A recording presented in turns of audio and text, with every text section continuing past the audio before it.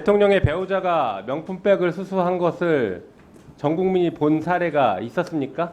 저는 들은 바가 없습니다. 그렇죠.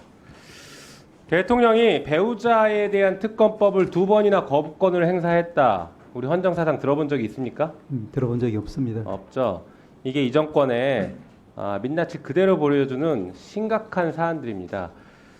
사실 이 문제는 비단 국회에서 정치권에서만 얘기할 게 아니라 민주주의의 질서를 유지하고 혹은 훼손된 질서를 회복한다는 차원에서 사법부도 일조를 해야 될 거다. 저는 그렇게 보고 있습니다.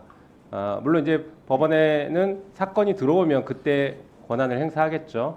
예. 이런 사안들이 법원에 문제가 제기돼서 법원에 사건화 된다라고 하면 민주주의를 지키겠다는 일념으로 법원에서도 사건을 철저하게 심리하고 판결을 하셔야 될 겁니다. 예, 법과 원칙에 따라 처리할 것입니다.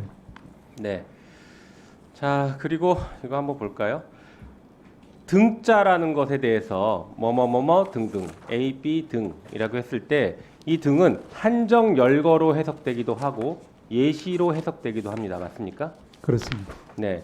자, 이렇게 해석이 둘로 나뉘어질 수 있다라고 하면 그때 법원은 어떻게 해석합니까? 보통은 입법자의 의도와 그 법이 개정된 연역과 취지, 그 개정의 과정, 그다음에 그 개정 전에 어떤 일들이 있었는지 이런 것들을 다 살펴보고 거기에 따라서 해석을 하게 되죠. 예, 그런 부분들을 모두 종합해서 판단할 것입니다. 네. 자, 검찰청법을 개정하면서 6대 범죄 직접 수사할 수 있는 것을 2대 범죄로 줄였습니다. 그리고 그 줄이는 과정은 명백하게 수사권을 줄이는 것이었습니다. 그런데 등자라는 것을 예시로 해석하면서 정부가 함부로 수사권을 늘리고 있는 것에 대해서는 법원이 제동을 걸어야 합니다. 그 부분에 대해서는 법원 내에서도 현재 재판 중인 사건도 있고 앞으로 재판이 진행될 사건들이 있는데 법원 내에서도 분명한 입장들이 정해질 필요가 있다라고 저는 보고 있습니다. 어떻습니까? 예, 그 부분은 이제 공소제기 절차의 적법성 문제와 직결되는 부분이기 때문에 당연히 사건화되면은 저희들이 가장 철저하게 검토해야 될 부분입니다. 네. 자, 그리고 우리 처장님은 재판 경력이 얼마 정도 되셨습니까? 예, 뭐 아시다시피 제가 지금 30년 30년 법원 생활이니까 되셨죠? 예, 그중에 대부분 네, 차장님은 몇 년 정도 되셨어요? 재판 경력? 법관 한지는 올해 30년. 30년 되셨습니까? 우리 양영 위원장님은 몇 년 정도 되셨습니까? 법관 말씀이십니까? 네, 네. 한 16년 정도 한 것 16년 같습니다. 정도? 네. 네. 자, 처장님 한번 그러면 질문 드려볼게요. 피고인이 한 명의 피고인이 여러 개의 사건을 재판받고 있는데 이 재판이 병합이 안 됐어요. 예. 그래서 일주일 내내 법원에 재판을 받으러 가야 됩니다. 이런 사례를 본 적 있으십니까 혹시 재판하면서?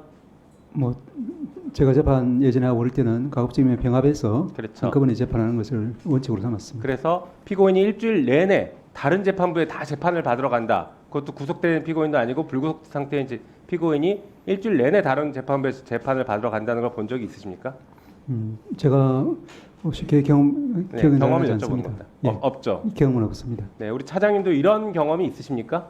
네, 우리 처장께서 답변하신 내용과 비슷합니다. 네, 그렇죠. 우리 양영 위원장님도 혹시 재판하시면서 이런 경우 케이스를 본 적이 있습니까? 저는 뭐 그런 케이스를 본 적은 없지만은 뭐 네. 사건에 따라서 불가능한 일은 또 아닐 것도 같습니다. 일주일 내내 재판을 받으러 가는 게요. 피고인이 예, 그것이 뭐 일주일 내 토요일 일요일은 아닐 것이고요. 뭐 그것이 네. 뭐 불가능하고 그 자체가 위법하다라고 단정할 수는 없을 것 같습니다. 그럴 수는 있겠지만 그러나 그럼 좀 이례적인 것은 피고인은 그럼 생업은 어떻게 합니까? 네? 생업은 어떻게 하라고요, 피고인은? 예, 네, 뭐 피고인은 구체적인- 어떻게 먹고 살라는 거죠?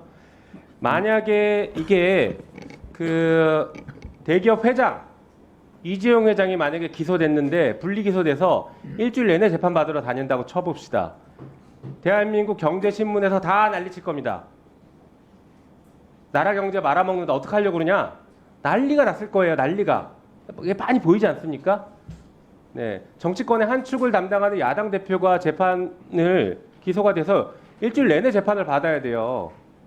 이런 상황들에 대해서 문제의식이 없다라고 하는 것은 검찰은 문제의식이 없죠. 왜냐하면 일부러 그렇게 했으니까. 근데 법원은 여기에 대해서 문제의식이 있어야 된다고 봅니다. 그게 야당 대표이기 때문이 아니라 당연한 기본권이기도 하고 그 사람도 삶이 있고 먹고 살아야 될 수도 있고 혹은 중요한 공사가 있을 수도 있는 것이 그렇지 않습니까? 이런 부분들을 법원이 고려해야 된다고 저는 생각합니다. 그 원론적으로 동의하십니까? 네. 네. 처장님은?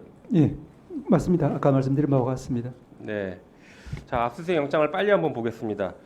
압수수색 영장이 지금 보면은 법원에서는 최근에 이게 발부 현황인데요. 2022년, 23년 급증합니다. 윤석열 정부 들어서 급증하고 있어요. 압수수색 영장 청구와 발부가. 발부율을 90.8%라고 법원은 통계를 내고 있습니다. 다음 페이지 보시죠. 그렇지만 저희 의원실에서 확인했을 때 일부 기각 역시 국민 입장에서는 압수수색 영장이 발부된 겁니다. 그러면 기각률은 1% 정도밖에 안 됩니다. 특히 이 정부 들어서서 압수수색 영장이 지나치게 많이 발부되고 있습니다. 다음 페이지 보여주시죠. 게다가 아까 수사권 없는 배임 명예훼손 사건이 검찰 수사권이 없는데 수사권이 있는 배임 사건으로 끼워넣어서 이렇게 압수수색 영장을 청구하고 있어요. 법원 입장에서 알기가 어렵겠죠. 배임죄 수사권이 있으니까. 하지만 실제 본래 수사는 명예훼손을 하기 위한 사건이죠. 이런 것들을 법원에서 꼼꼼하게 걸러주셔야 돼요.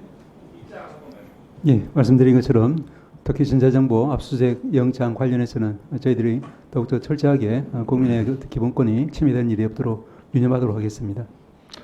네, 수고하셨습니다. 다음은 추진 의원님 질문해 주세요. 네.